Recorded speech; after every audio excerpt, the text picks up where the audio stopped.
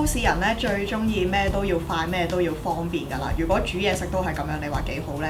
咁今次咧我就會用呢一部 Berno 嘅多用途煮食機去煮兩個包括初階同埋高階嘅料理。想知我煮啲咩？繼續睇落去啦。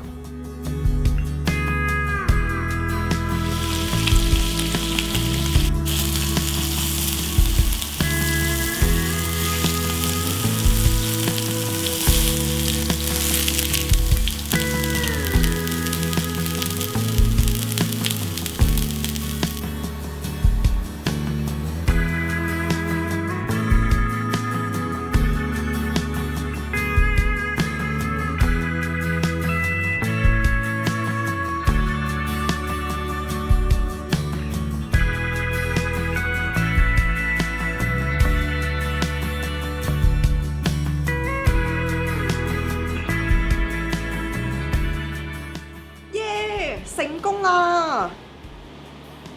噔噔，雞蛋仔咧我就做完啦。